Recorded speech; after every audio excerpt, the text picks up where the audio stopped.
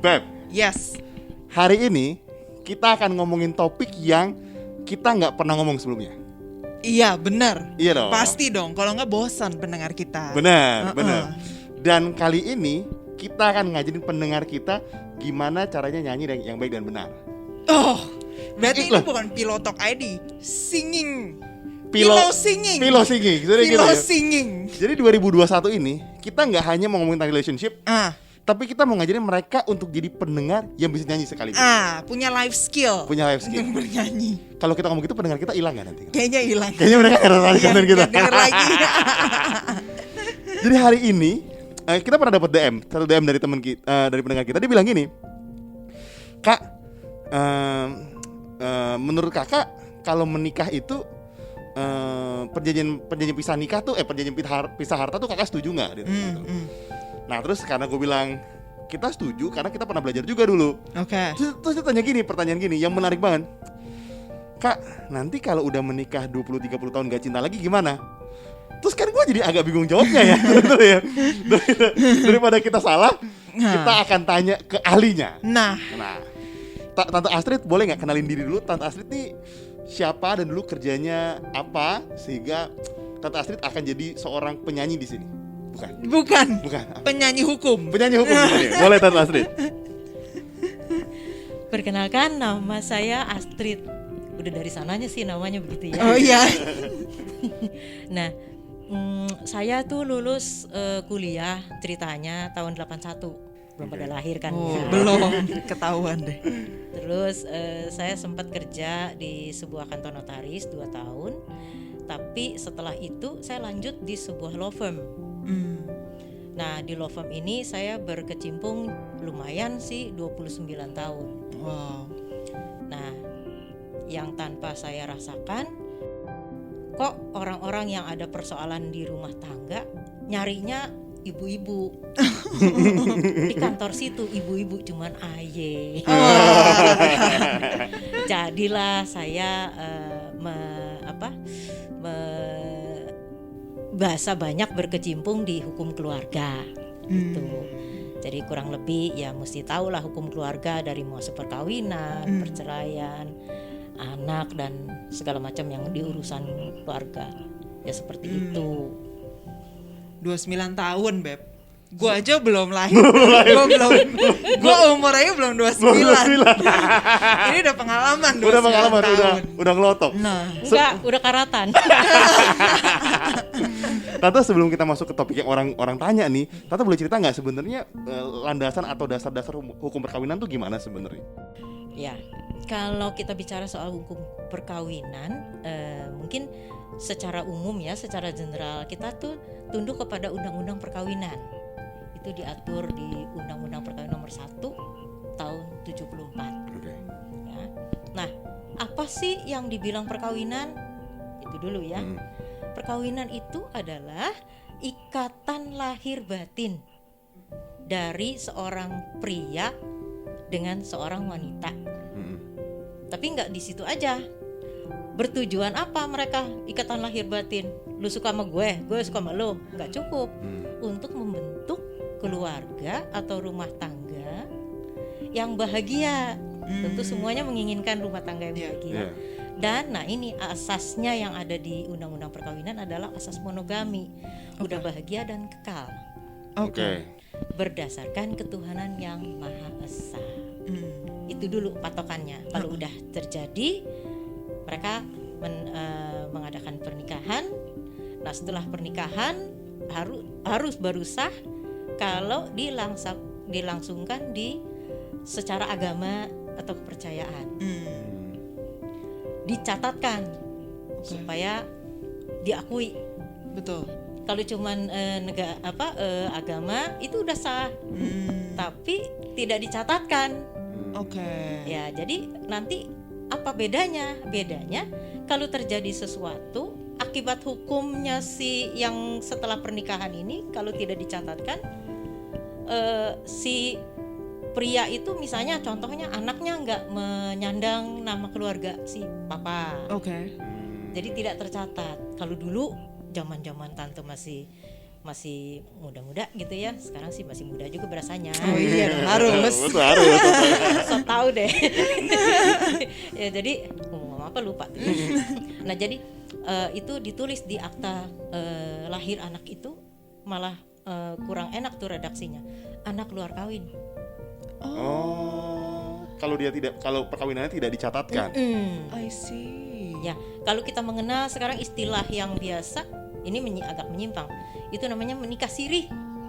Oh iya iya. Yang dimaksud nikah siri itu disahkannya menurut agama dan kepercayaan, tapi tidak dicatatkan di catatan sipil. Iya. Oh, I see. Gitu deh. Tante agak menyimpang sedikit. Aku jadi penasaran kalau Takut kalau Iya, nggak boleh nyimpang-nyimpang, Beb, nggak bagus. Tante pengen tahu kalau anak yang lahir di luar pencatatan sipil tadi itu apa mereka tidak punya kewarganegaraan atau mereka tidak punya hak atau gimana sih Tante sistem hukumnya nanti? kewarganegaraan mereka melekat sama si ibu. Oke. Jadi melekat sama si ibu sampai dia berusia 18 tahun, dia bisa menentukan sendiri nanti. Setelah 18 tahun. Iya. Jadi otomatis tuh ya berarti anak-anak yang lahir kalau orang tuanya gak dicatatkan akan melekat dengan si pada ibu. si ibu. Kemudian dia bisa milih mau jadi warga negara Indonesia atau bukan gitu. I see. Aku kalau ngomong gini deg-degan ya Beb bawaannya. Kenapa? Karena kamu kawin siri sama gue. Oh, Parah, jangan. kamu lupa kita catat itu foto ada. Yakin notaris. kamu, Beb? Asli tuh. Iya, nggak tahu bisa aja editan fotonya ya. Itu Piagamnya bikin dari internet lagi. Di print doang. Kayaknya Tata Asit ada deh waktu kita pemberkatan. Kayaknya Oh, sih ada iya, Tata ada. Asit. saya kayaknya tahu saksinya. Oke, Beb dari situ kamu ada yang penasaran nggak? Enggak sih, cukup jelas. Iya. Memang susah. Kalau 29 tahun praktek di dunia hukum Jelas keluarga banget. jelas. Kayaknya kita nggak usah nanya. Nggak bisa dibantah. Nggak bisa. Tata mau ngomong apa lagi boleh? Kayaknya kita nggak usah nanya. Kayaknya kita sudah aja deh. Udah jelas. Nah, Tante aku mau nanya ini kan. Kemudian kita udah paham nih ya soal esensi hukum pernikahan sebetulnya. Terus kenapa sih soal harta itu jadi sangat signifikan pandangannya. Jadi tiba-tiba tuh heboh, harta gono gini lah, pisah harta. Tiba-tiba aku merasa sih di mulai tahun 2000-an kayaknya mulai booming atau mungkin Tante udah kenal lama kali. Sebenarnya perjanjian perkawinan ini sih udah dari awal orang ngawin udah ngepikir begitu, cuma mungkin yang lebih dipublikasikan kalau menurut perabaan saya biasanya sesuatu yang booming itu pencetusnya orang yang punya nama, Iya, orang yang betul. punya harta ya. Kalau yang biasa-biasa aja ngapain diomongin, kagak seru. Iya. Dijual kagak laku. Iya, di headline gak ditonton Nggak ditonton orang. orang. Siapa sih lu? Lu mau Iya. bisa kayak mau enggak gue nggak pedulin Itu. gitu kan.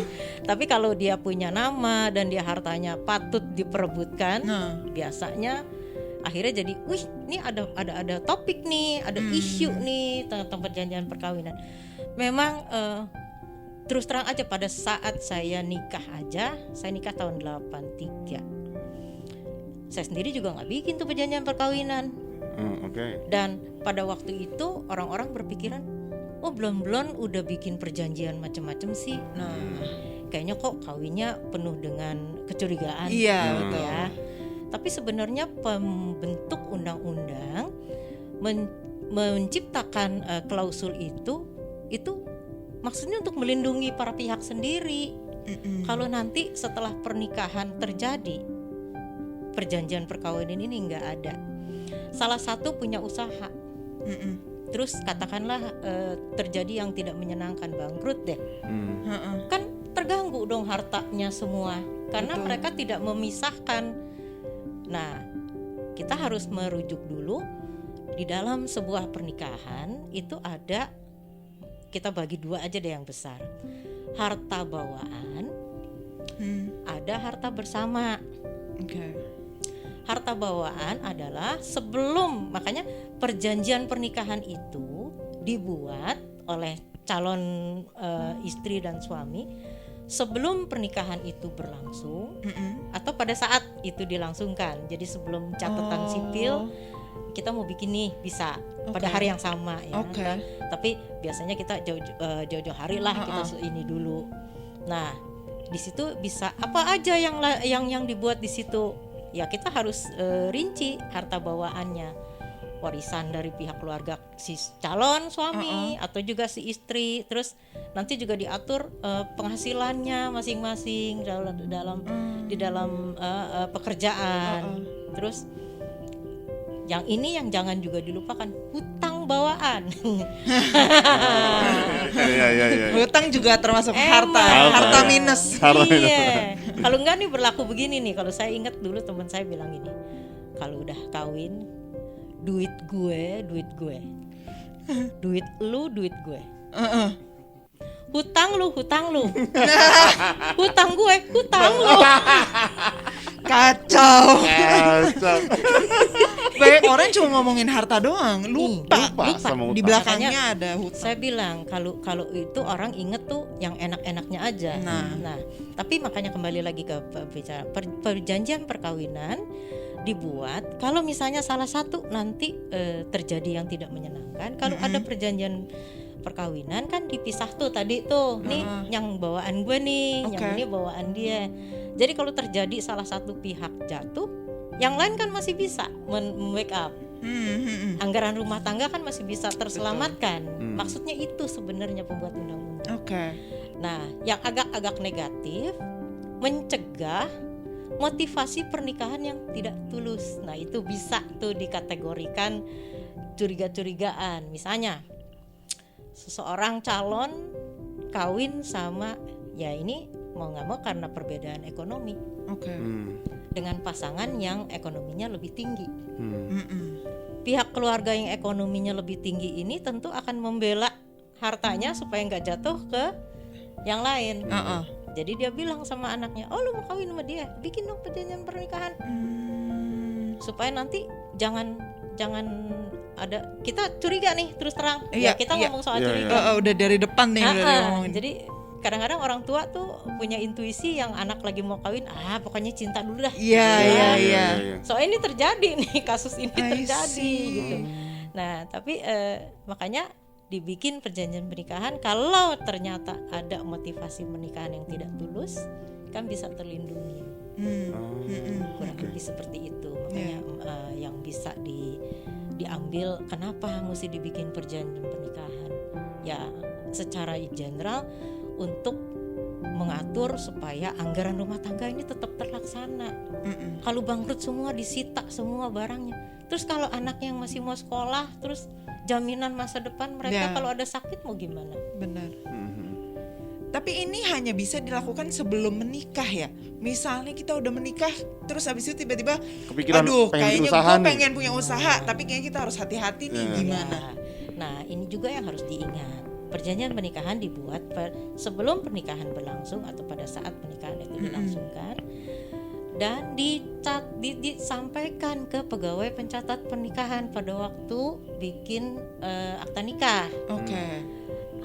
Pernah ada satu kasus, sebelum saya jawab yang si Mandy tanya, ada satu kasus dia terlibat hutang, terus waktu ditagih si pihak ini bilang, saya bikin perjanjian pernikahan, mana buktinya? Coba lihat akta nikahnya.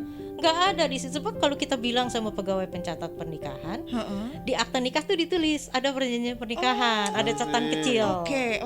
Itu jadi catatan. Semua. Makanya dibilang perjanjian pernikahan itu juga menyangkut pihak ketiga.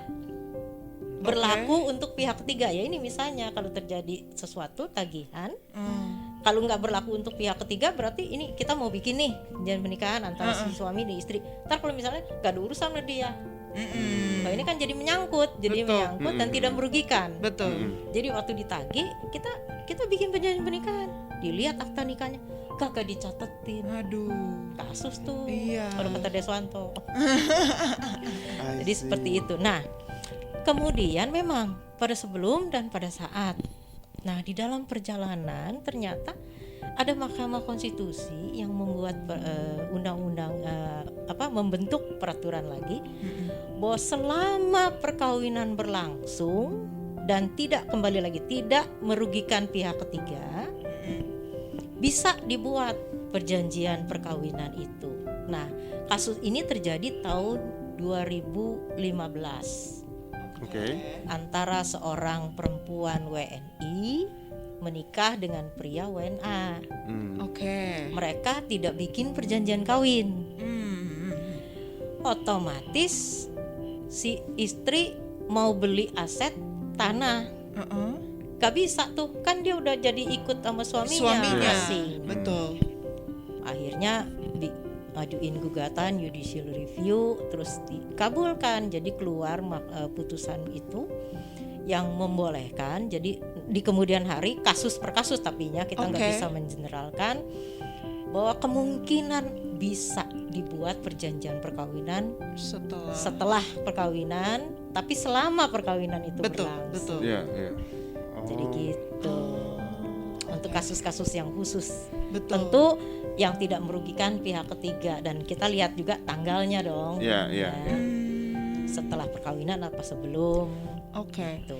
Jadi maksudnya kalau disimpulkan agak lebih ribet ya kalau mau bikin perjanjian pernikahan tapi sudah menikah, sudah dicatatkan dibanding sebelum. Karena nggak perlu sampai sidang segitunya. Makanya itu juga menjadi suatu peringatan bahwa berpikir dulu sebelum bertindak. Apalagi sebelum menikah.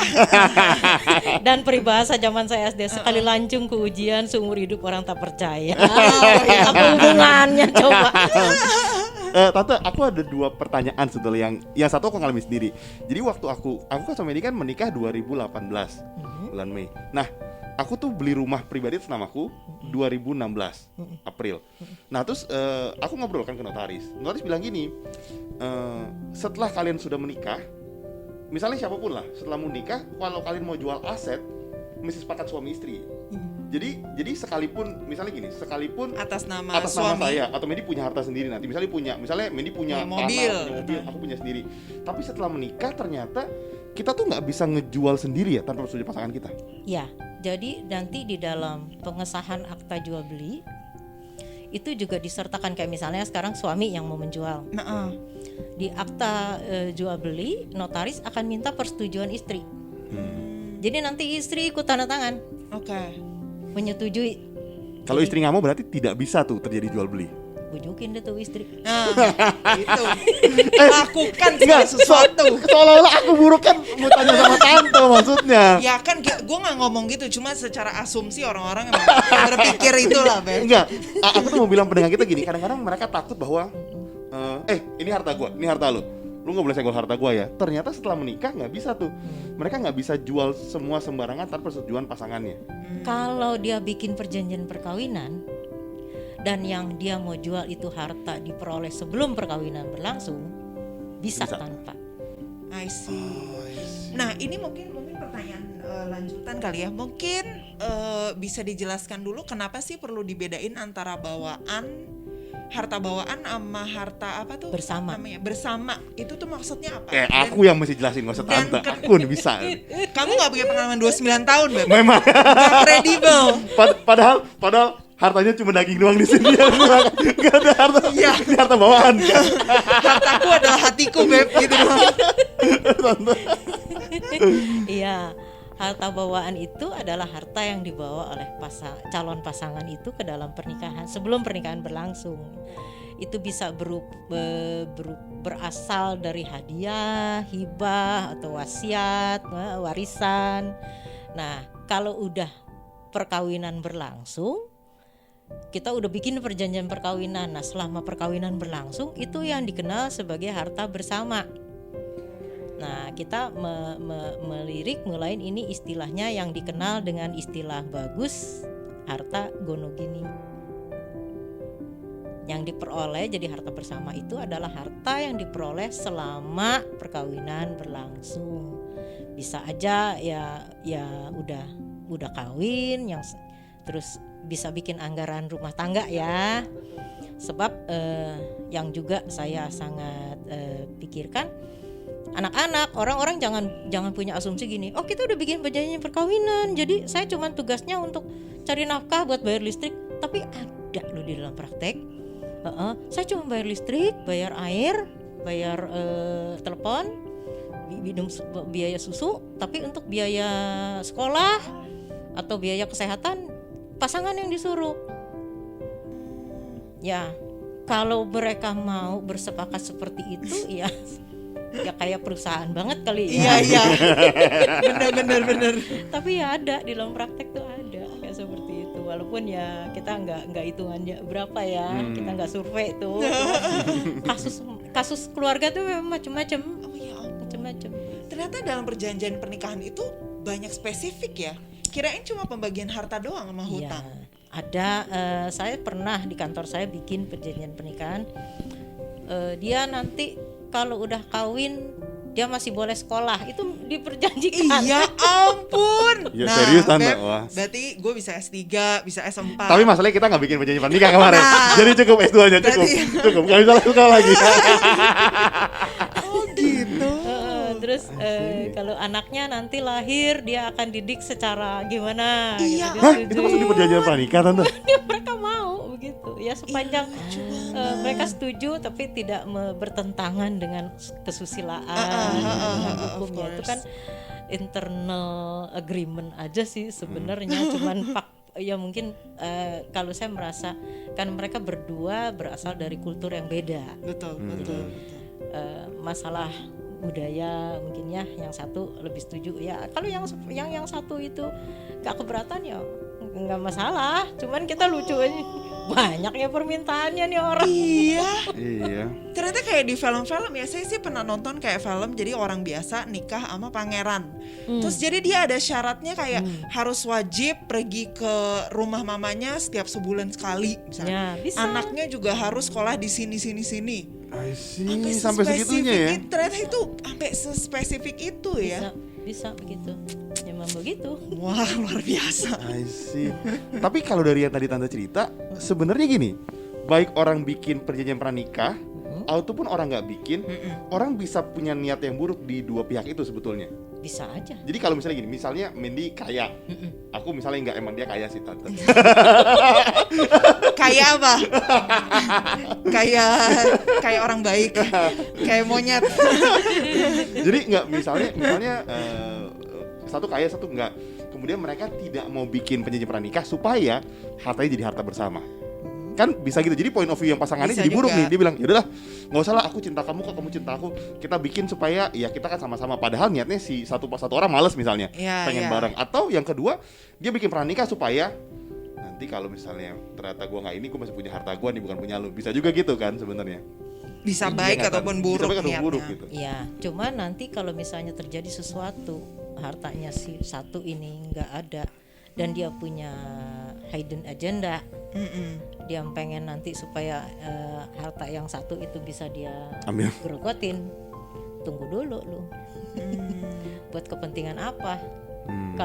Kalau misalnya nanti, saya ingat beberapa tahun yang lalu itu terjadi di pasangan artis tuh. Suaminya mereka bercerai, terus suaminya minta harta dari istrinya. Istrinya bilang sepanjang pernikahan juga dia nggak ada kontribusi. Jadi bisa dibuktikan sebaliknya gitu loh. Oke. Dan juga jangan lupakan juga peran keluarga ya. Ya. Kalau misalnya yang satu pasangan itu niatnya nggak tulus, pasti kan pihak keluarga juga keberatan dong kalau harta keluarga Betul. Betul. ke mana Pasangan, ya. ke bawah-bawah ya. Hati-hati dulu gitu. Nggak semudah seperti yang kita pikirkan. Oke. Iya betul. Jadi Karena kan jangan- ada saksi, ada keluarga. Jadi jangan coba-coba mulai mikir ya. Konteks ini jadi sangat buruk sekali sebenarnya. Terus ngelihatnya ke lu lagi dong. Ngelihatnya ke lu. Soalnya dia yang nanya kan. Oh iya benar juga, nggak salah. Sebenarnya ini menarik ya. Aku tuh punya banyak pertanyaan tapi agak bingung. Apa ya? Coba Beb. Kamu ada yang kamu penasaran nggak sih Beb soal terutama hukum ini ya? Belum, nanti. Aku berarti Lebih kan ke endingnya sih. yang pertanyaan si pendengar kita itu menarik. Kalau misalnya mereka bikin perjanjian pisah harta, kemudian dalam 30 tahun dia langsung bilang, gimana kalau 30 tahun lagi saya nggak cinta dia, kita cerai. Dia ngomong gitu tuh, belum merit padahal tante belum merit. Terus aku jadi mikir, berarti kan sebenarnya kalau misalnya mereka bikin perjanjian pisah harta, kemudian 30 tahun mereka menikah, mereka punya harta bersama, kemudian mereka mau bercerai, kan dalam 30 tahun itu berarti mereka akan hitung bagi harta masing-masing kan, yang mereka kumpulin bersama-sama sebenarnya. Atau kan? bagaimana? Pembuat undang-undang cuma beri batasan kalau terjadi perceraian. Perceraian itu ada 2, perceraian hidup atau mati. Oh, ya, oke. Nah, kalau terjadi perpisahan pernikahan itu, harta bersama itu dibagi 2, udah kelar. I see. Apapun kontribusinya tante, maksudnya satu kepala keluarga, satu ibu rumah tangga gitu, terus mereka cerai. Bagi 2, asetnya I dia. see. Secara hukum gitu ya. Tapi yang mungkin jadi masalah Kalau ada yang nggak bersetuju, menggugat. nah. Oke. Tapi tentang harta bawaannya itu udah terikat kan perjanjian pernikahan. Betul. Iya. Karena kan udah dipisah. Makanya ini juga bisa melindungi kalau nanti terjadi perpisahan, harta bawaannya nggak bisa diutik-utik sama Betul. pihak keluarga yang satunya. Iya. Tergantung misalnya dia masih perceraian, ya bisa perseteruan tuh. Betul. Bisa aja. Kalau yang ditinggal meninggal ya nggak bisa, udah kembali ke keluarganya. Betul. Aku jadi mau nyambung ini tante. Tante kalau misalnya nggak dibuat perjanjian pranikah, kemudian mereka bercerai, anak itu dapat waris nggak tante? Tanpa perjanjian pranikah gitu? Dapat dong.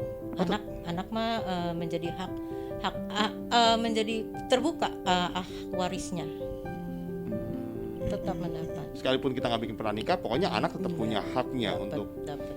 Dan juga yang diingat, setelah walaupun ada perjanjian pernikahan, tidak menjadi pembatas untuk mendidik anak, mendidik dan merawat anak. Ya harus bersama kan, betul. kesepakatan orang tua. Dan juga satu hal lagi yang saya lupa tadi, kalau udah bikin perjanjian pernikahan, misalnya gini, si istri ini punya warisan kos-kosan nih dari orang tua, ya. Nah, dengan perjanjian pernikahan itu otomatis dia punya wewenang untuk menarik iuran, untuk kumpulin, nikmatin sendiri tanpa ada surat kuasa dari suami. Nggak usah nanya-nanya dulu gitu. Udah haknya dia, dan kewajibannya si pasangan itu yang dapat bawaan itu untuk mengurus, misalnya dia leasing mobil atau apa ya, untuk sendiri, untuk mengurus sendiri. Nggak usah minta surat kuasa dulu, uang dulu. Itulah. I see. Nah, kalau misalnya kayak perusahaan, itu bisa dicatat sebagai aset nggak? Maksudnya? Misalnya saya punya Gojek misalnya gitu ya. Sebelum menikah gitu. Sebelum menikah, jadi sebelum saya married sama Budi, saya punya Gojek nih. Kenapa kamu nggak pernah bilang kamu punya Gojek belum married sama aku? Aku aja nggak tahu kamu punya Gojek sebenarnya. Itu soalnya ditulisnya bukan atas nama Delicia Mendy. I see. Ternyata asetnya banyak sekali dia ya. Misalnya kita bikinin boleh nggak tante? Saya nggak tahu hartanya berapa nih. Ntar Pak Nadim denger ini, ntar gua diprotes lagi, diblokir. Misalnya, jadi itu bisa nggak dipisahkan? Jadi kayak apapun yang terjadi dengan perusahaan, baik itu keuntungan maupun kerugian, itu menjadi harta saya. Meskipun pada saat saya menikah, kan itu masih menjadi apa tuh istilahnya, bukan harta bawaan keluarga lagi ya. Harta keluarga. Karena kan bisnis itu berjalan pada saat kita udah menikah, tapi dibuatnya pada saat sebelum menikah. Pernikahan. Jadi di dalam perjanjian pernikahan itu dia dicantumkan bahwa ada usaha yang dilakukan oleh pihak keluarga, ya. Tapi itu menjadi harta terpisah berarti kan? Betul. Bisa dicantumkan. Kamu kayaknya pengen misahin banyak harta banget sama aku. Kenapa memang? Enggak. Ntar lah sama suami kedua lah. Enggak lah, bercanda. Enggak. Wah. Enggak dikat ini. Enggak mungkin dikat ini. Enggak bisa ini. Ini cuma contoh buat mungkin yang punya suami 2, 3, 4 buat mereka sana. Ngomong-ngomong yang kamu bilang tadi soal suami 2, 3, 4, tante berarti hukum ini hukum perjanjian pranikah udah pasti tidak mungkin berlaku untuk orang yang kawin di luar sah secara hukum dan pemerintah kan. Misalnya kawin siri yang tadi. Maksudnya perjanjian pranikah itu kan sudah pasti tidak mungkin dibikin surat untuk pasangan-pasangan seperti itu. Kalau perjanjian pernikahan ini, perjanjian perkawinan ini dibuat untuk mereka yang membuat akta kawin, akta nikah, Oke. akta nikah atau buku nikah. Ya. Oke. Akta nikah kan yang tunduk kepada hukum perdata. Betul. Kalau yang buku nikah kan yang untuk yang muslim. Mm-mm. Jadi kalau tidak dicatatkan, mereka bikin perjanjian kawin ya nggak ada Percuma, guna. nggak ada Iya, gunanya. iya. Berarti sebenarnya ini tuh penting banget ya. Maksudnya yang tante bilang sebetulnya kalau dipikir-pikir ya, kalau pasangan ini sama-sama, aku harus bilang kalau pasangan ini sama-sama punya niat baik untuk menikah, ya tadi juga di hukum pernikahan menjadi keluarga yang bahagia, sebetulnya nggak perlu mereka curiga dengan perjanjian pranikah. Karena ketika mereka bikin usaha, entah suami entah istri, itu untuk menjaga kelangsungan keluarganya. Betul. Kecuali memang kalau mereka punya niat-niat tertentu ya, seperti tante bilang. Betul. sebenarnya. Atau untuk menjagalah keluarganya misalnya yang punya banyak warisan yang banyak gitu. Berarti bayangin aku bayangin ya. Kalau anak bos married sama anak bos, itu kan perjanjiannya banyak banget. Nah, Bener ya tante ya? Logiknya bisa. gitu. Itu juga salah satu manfaat dari perjanjian pernikahan. Menjaga relasi antar besan. Benar dibilangin begitu. Antara lain relasi antar besan. Karena dua-duanya entitas bisnis kan. Iya. Jadi emang banyak syaratnya. Iya, Ya menjaga lah. Iya. Kan nggak bisa dipungkiri juga pernikahan bisnis kan ada. Ada. Iya, Iya, benar Nih, pasti. bos dia Sotoy. atau bos saya juga sama anaknya. Kan biasa sesama konglomerat atau meritnya kan mereka tidak boleh merit sama yang biasa gitu kan. Karena mencegah itu Udah nanti pembocoran. Iya benar. Iya, benar. I see. Tante pernah ketemu kejadian yang unik nggak tante selama tante ngurusin ini nih hukum keluarga nih? Ada yang kejadian kasusnya unik banget nih di kasus ini terutama. Uniknya apa ya? Apa unik? Banyak unik pasti. Iya nggak tahu. Persyaratannya yang lucu. Mungkin. Atau ternyata ketemu sengketa yang tante nggak pernah kebayang nih. Tiba-tiba mereka sengketa untuk hal yang dulu nggak kepikir gitu. Pernah nggak tante ketemu kasus lucu gitu? Enggak sih. Ya mereka sih rata-rata sih klise ya. Klise. Masuk klise gimana, Tante? Atau mungkin karena udah banyak jadi saya udah hafal nih ini gejalanya ke sini nih, ini gejalanya ke situ.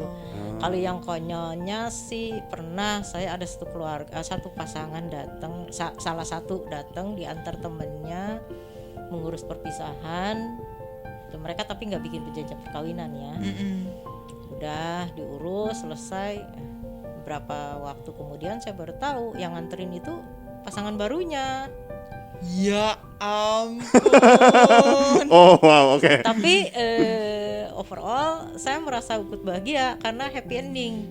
Oh gitu. Karena pernikahan yang dulu itu miserable banget. Nah ternyata setelah yang kedua ini bahagia dia. Oke. Dan mereka berakhirnya pun secara baik-baik. Mereka emang mau berakhir gitu kan pernikahan pertamanya ini. Berantem kirain.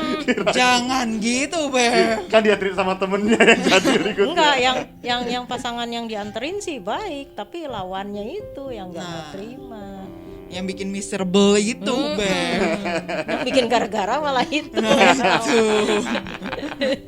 Berarti istilahnya kalau misalnya nih ada orang yang mau cerai, berarti secara hukum bawaan tetap di orang Masing-masing, tersebut penguasaan masing-masing. Tapi kalau yang bersama itu bagi dua gitu ya.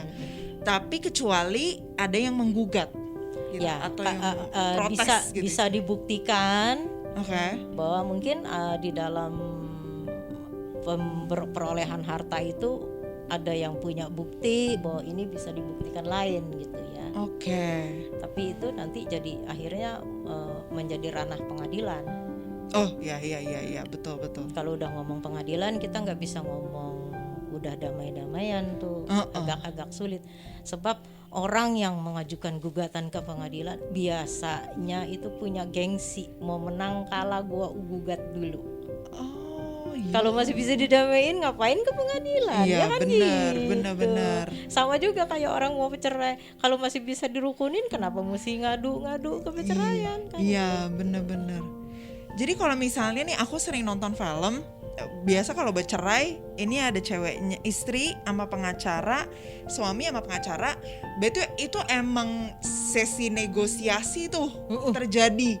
Yang mana yang bagi dua, bagi duanya gimana gitu ya. Emang proses Iya. pemisahan hartanya gitu ya sama Nah, pengacara. kalau ngomong pemisahan harta itu baru bisa terjadi setelah perceraian diputuskan.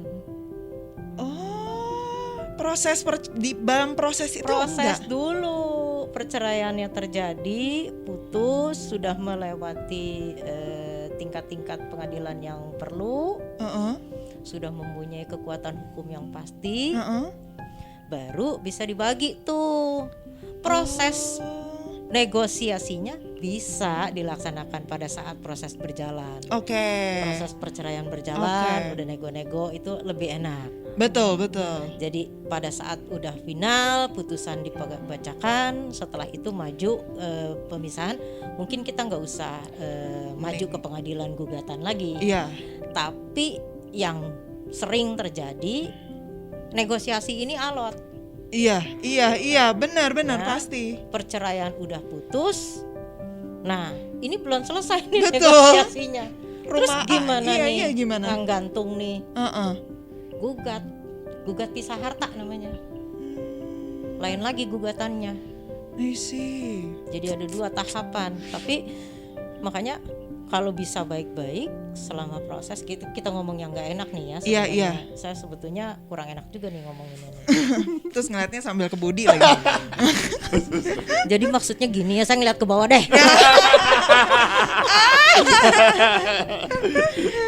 ya hal-hal kadang-kadang kan manusia maunya yang enak aja ya, Iya. tapi Betul. mengabaikan lihat nanti deh gimana nanti Iya, deh. iya, Tapi benar. buat saya lebih enak menghadapi yang baik, yang buruk juga gitu kan. Jadi kita Betul, siap. betul. Gitu.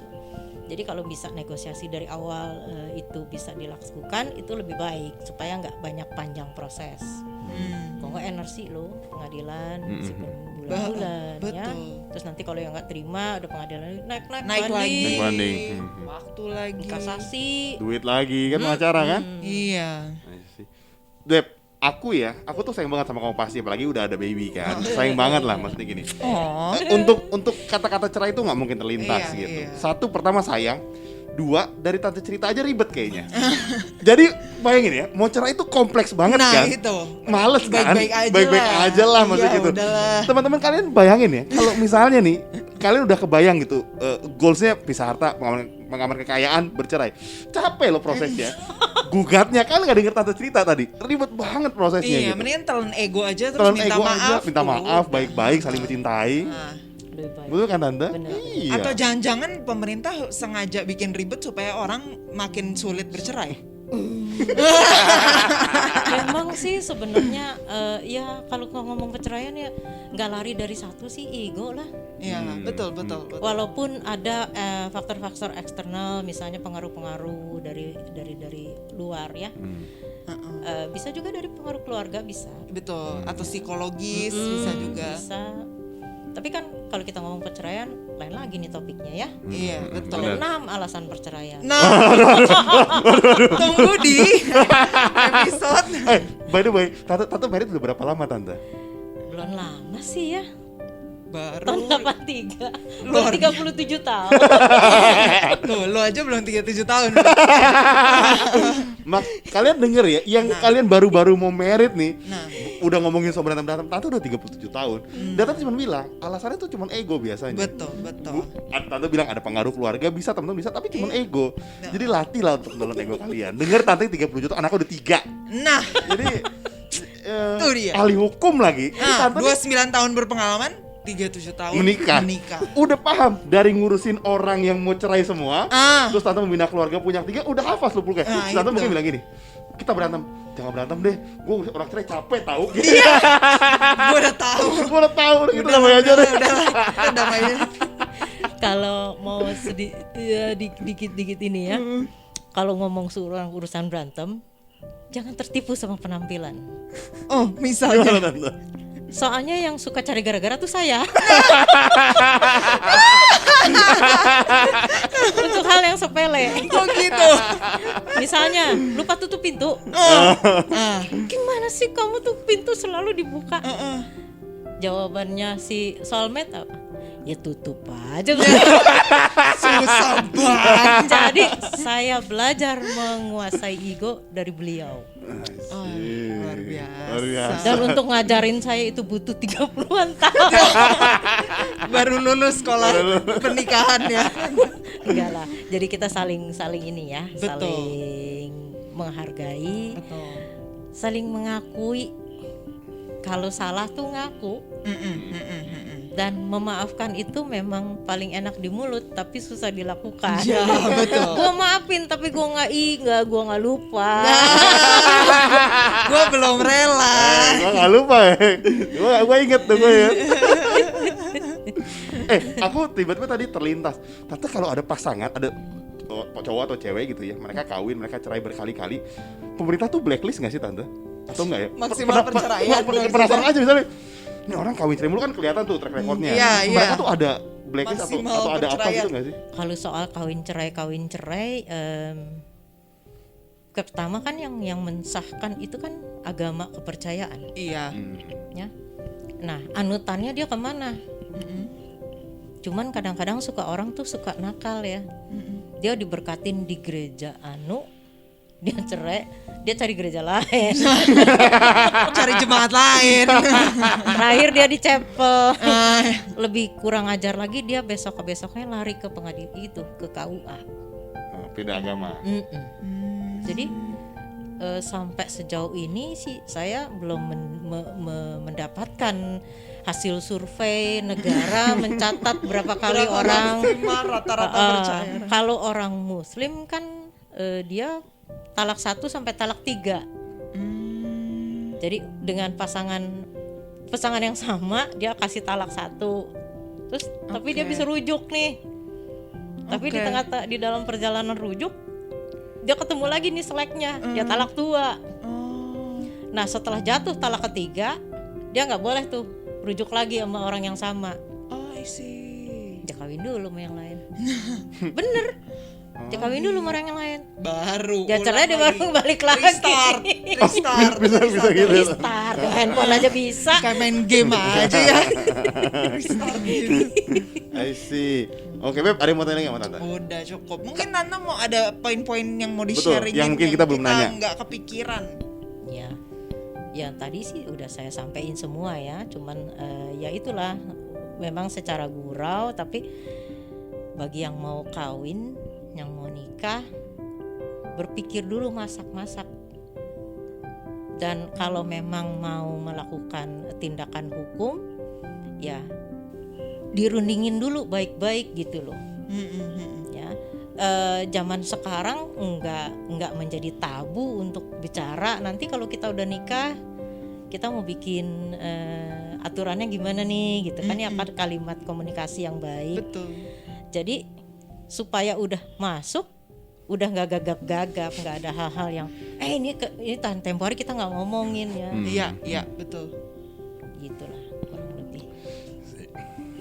Jadi buat teman-teman yang nanyain berkali-kali, yang penasaran pengen banget kita bahas topik ini, kalian udah denger kan dari Tante Astrid, jelas banget dari hukum pernikahan, esensi dasar-dasarnya. Kemudian kita ngomong tentang hukum pisah harta, hukum pernikah, bahkan mencicipi sedikit-sedikit tentang perceraian. Betapa susahnya tuh bercerai. Jadi cintailah pasangan satu-satunya dan monogami. Itu kan hakikat pernikahan ya Tante ya, monogami. Dan komunikasikanlah sebelum pernikahan. Sebelum pencatatan itu lu bisa berubah. Iya. Lu bisa ngomongin apa aja bebas. Tapi setelah udah dicatat, itu lebih sulit. Bercerai capek soalnya. Jadi lu pikir lu baik-baik. Jadi sampai situ aja. Tante Astrid thank you banget loh. Thank Sama-sama. you Thank you banget banget untuk buat masukannya. waktunya dan ilmunya. Ilmunya. Kita aja jadi berpikir berkali-kali. Oh ya. Gak juga. Pikir apa kamu? Jadi Thank you buat Tante Astrid sekali lagi. Yes. Semoga kita ketemu di lain kesempatan ngobrolin jangan-jangan pernikahan yang udah 37 tahun. Nah, Kita bisa ngobrolin sama si Om nanti di sini. Ya lebih seru nanti. Jadi sampai situ aja. Sampai jumpa di episode kita berikutnya. see See ya. Kalian tahu nggak sih rahasia bagaimana kita berdua bisa bikin konten setiap minggunya secara rutin? Ternyata rahasianya ada di nasi padang. Jadi gengs, tiap kali si Budi itu makan nasi padang, dia punya kemampuan berpikir dan kreatif itu semakin meningkat. Jadi kalau kalian mau beliin kita nasi padang, boleh ke karyakarsa.com/pilotokid. Tenang aja, aku kalau nasi padang tuh murah kok. Nasi, sayur sama kuah, paling 10.000. Iya, karena kemampuan perut Budi akan bertambah dengan cepat kalau dia makan karbohidrat aja. Jadi jangan lupa ke karyakarsa.com/pilotokid untuk support kita ya.